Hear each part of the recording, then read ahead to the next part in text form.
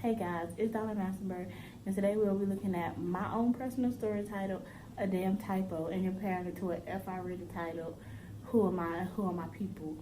So, my multimodal is titled Self-Incrimination, and it has an overall theme of challenge identity. Why? Well, you're about to find out. So, as I mentioned before, my personal essay is titled A Damn Typo. So, in my story, I pretty much reflect on the fact that I had to cope with, letting myself down. And, in letting myself down, I broke one of the biggest commitments that I made to myself as a student and as an individual. And that commitment being that I would never allow an outside force to affect me or my success. And, just looking at the whole situation, that's exactly what I was doing. I had a father who was incarcerated for 10 years, and when he came home, I was 17 versus where he left, I was 7. So he had to get to know me all over again. And with him coming out, there was so much chaos and there was a toxic environment that was created pretty much. So I had to deal with him and my mother arguing on various occasions. And so due to this arguing, I became invested in extracurricular activities at school, which made it, really hard for me to focus on my schoolwork because I was overbooking and pretty much my grades and everything, were affected. And that led to me being rejected from some of my colleges and being docked of an honorary credit that I felt that I was really deserving of. And later on, I'll explain more.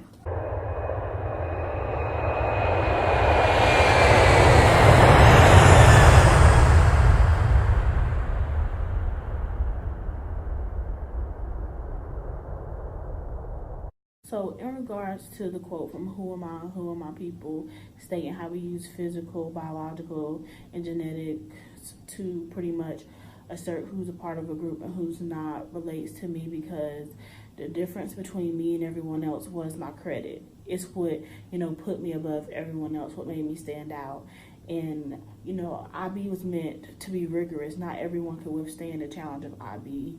We started off with 120 people and ended with about 80, 90 kids. And yet here I was, the only African American, and I was making it. I was excelling. I was doing what my peers didn't have the courage to do. I was pushing myself beyond my boundaries. And to be perceived as average in society and to be stripped of something that was important to me made me feel as if it was unfair. Felt like I was being, almost punked.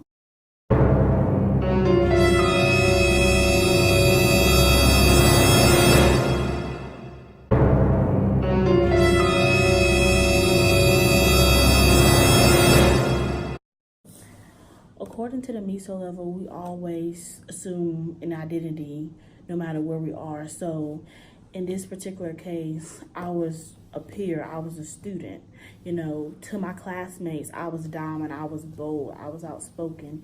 It didn't matter whether I was black or whether I was a woman, I was seen as myself. So leading up to the confrontation, I just felt like it was some BS. I was furious, I was angry because for her to use my skin complexion against me, to strip me or to doubt, my capability in regards to something because she doubted that there was other people like me, just made me upset because I never would have thought that I would experience educational racism inside my high school.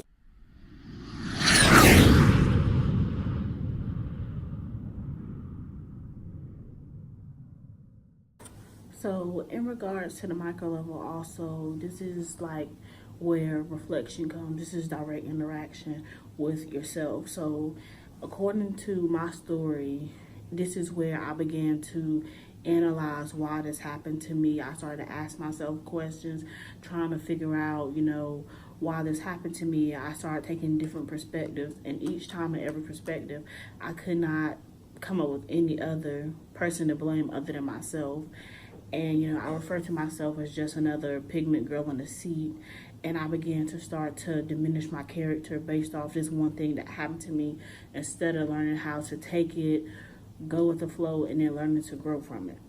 So pretty much in conclusion to like my overall experience, I use the 3 levels, macro, meso, and micro, from Who Am I and Who Are My People, to compare my overall experience to inferiority in education.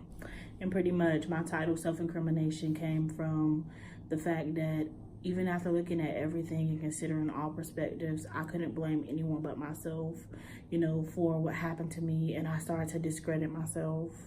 And that ties to my overall theme of challenge identity, simply because I just didn't know how to cope. I started to lose myself, question my ethical values and who I was as a person. I had pretty much played into this stereotypical road of being incompetent and being average. And I just didn't like the fact that I put myself in that predicament.